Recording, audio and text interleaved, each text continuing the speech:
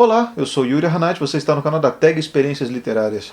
Vamos falar agora sobre o nosso livro de outubro, O Dia em que a Poesia Derrotou um Ditador, Antônio Skármeta, no nosso quadro Resenhas e Reverberações. Queridos, essa leitura do Skármeta, ela tem como apontou o professor Assis, ela tem uma leveza nela, e um otimismo incorrigível, né? E eu acho que esse tom se mantém quase em toda a obra do Skármeta, né? O Skármeta, para quem não está ligado ao nome da pessoa, é o autor de O Carteiro e o Poeta, né? Então a gente consegue ver daí que já tem um tom muito bonitinho nas histórias dele, assim. Eu tinha um professor meu que falava que o Mário Quintana parecia que já tinha nascido velhinho, que ele fazia umas coisas meio fofinhas assim de velhinho. Eu acho que o Antônio Skármeta acho que é mais ou menos a mesma coisa. Ele sempre foi um cara muito fofinho desde sempre. Lembrando a todos que se você não leu ainda esse livro, O Dia em que a Poesia Derrotou um Ditador, esse vídeo aqui contém spoilers, então não assista esse vídeo sem ter lido o livro antes, porque nós vamos falar aqui de vários aspectos do livro que podem ou não comprometer o seu divertimento durante a leitura. Então sempre bom avisar isso aí para vocês não serem pegos desprevenidos aí pelas nossas resenhas aqui no canal da TEG, tá bom? Então vamos lá. O que a gente pode falar de mais substancioso sobre este livro aqui? A primeira coisa que eu queria dizer era o momento e esse clima de otimismo que o Skármeta coloca aqui é o clima de otimismo em que a campanha do não, né, ou seja, do não ao Pinochet, aposta durante o plebiscito de 88. Né? Repare que existe sempre um debate no começo do livro sobre que tom adotar na campanha. Né? E a resposta inicial e mais imediata a essa campanha é fazer num tom um tom pesado, de tragédia, né, para falar dos mortos da ditadura do Pinochet, e até existe alguém que levanta a ideia de que não falar sobre isso é um desrespeito aos mortos pela ditadura. Mas eles, ao fim e ao cabo, eles são convencidos de que nada é capaz de unir mais as pessoas mais do que o medo, esse otimismo e essa felicidade com que eles fazem a campanha do Não, né? Com aquela valsa maravilhosa do Florcita Mottura, que é um rapaz que existiu de verdade. Né? Aliás, acho que essa é uma das coisas mais malucas desse livro, é que embora a gente tenha um elemento ficcional, mas esse sujeitinho esquisito, com roupas espalhafatosas e que se diz um poetinha, e chega na casa do publicitário para pedir uma audição da música que ele cria, né, na casa do Bettini, e ele faz essa valsa e ele é expulso da casa do Bettini, assim, vai embora, não me enche o saco com isso aqui. Mas a valsa do cara realmente contagia todo mundo, muda os rumos da política do país. Né? Então, de certa maneira, é claro que não é sem um certo tom poético com que o Skármeta coloca esse título, né, de que o dia em que a poesia derrotou um ditador, mas é muito isso sim, essa aura de otimismo. Entre esses dois arcos principais narrativos que existem na história do Bettini, ex-torturado pela ditadura, publicitário de renome, encarregado de fazer a campanha do não no Chile, e a do Nico, eu fico sempre com o arco narrativo do Nico. O arco do Bettini é muito interessante, mas o do Nico eu acho fenomenal, porque veja, o Nico começa narrando a história e ele tem dois problemas em suas mãos. Um de ordem estrutural política e outro de ordem estrutural social. A de ordem estrutural política é que o pai dele é levado pelos policiais no começo da história, né? E ele precisa achar o pai dele e passa o livro tentando não pensar no pior. A parte estrutural social é que ele tem uma namorada e ele quer muito perder a virgindade com a namorada dele. E o Skármeta, otimista do jeito como ele coloca a melhor das resoluções desses dois problemas para o final. né? E parece que essa aura da vitória do plebiscito, né, da vitória do não no plebiscito do Chile de 88, e a alegoria do arco-íris, né, e tudo, parece que é um desfecho que coloca muitas cores, e cores muito fortes inclusive como a capa do nosso livro, assim. São cores muito fortes de esperança, de otimismo, de felicidade no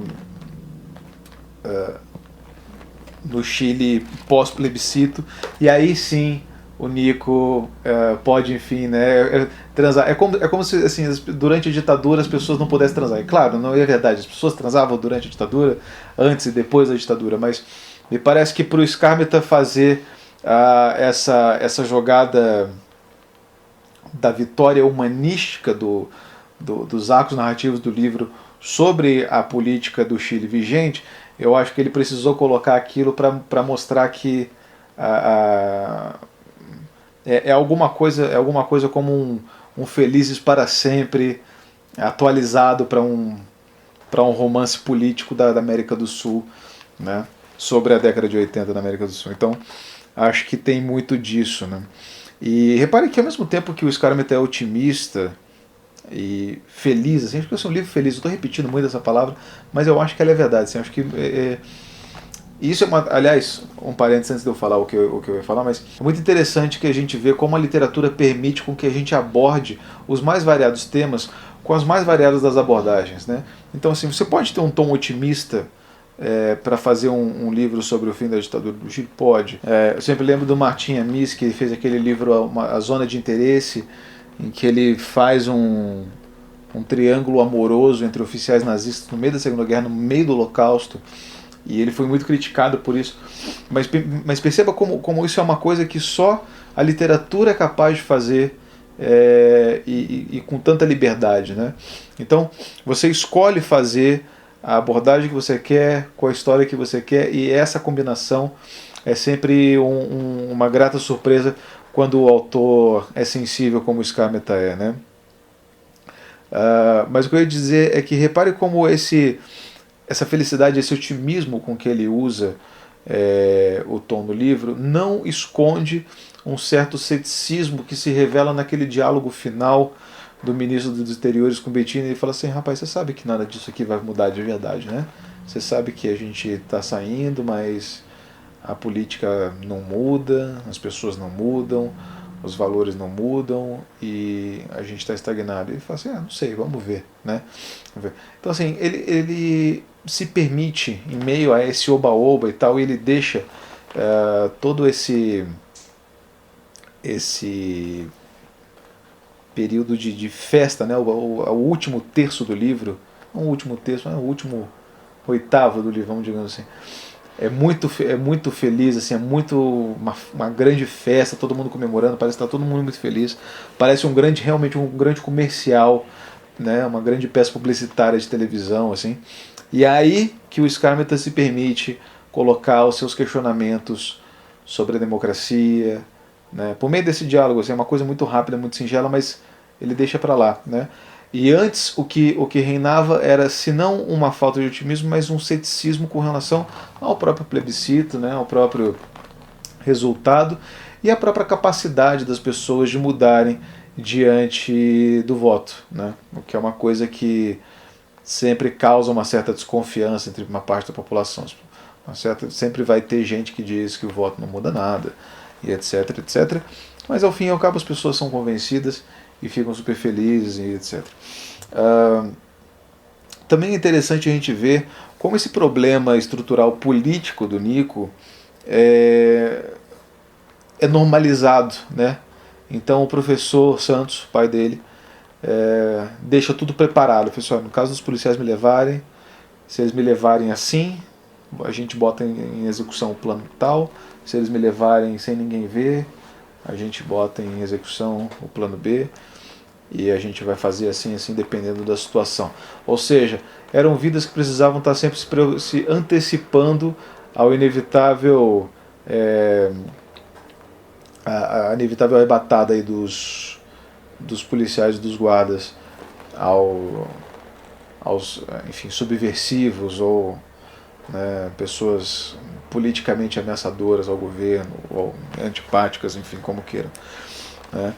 E perceba que também é um livro muito, muito, muito leve, né? Ele tem um ritmo bom, né? E consegue misturar esses dramas adolescentes que são deliciosos de ler, simplesmente no meio de uma catástrofe política como foi a ditadura chilena. Isso dá coloca o peso do romance mais para baixo, assim, fica um pouco mais leve a coisa, né? Não fica tão insuportável. E a gente lê isso aqui e nem vê, né? Não sei se vocês tiveram essa impressão, mas eu li esse livro aqui, quando eu vi, eu falei assim, nossa, eu já li, né?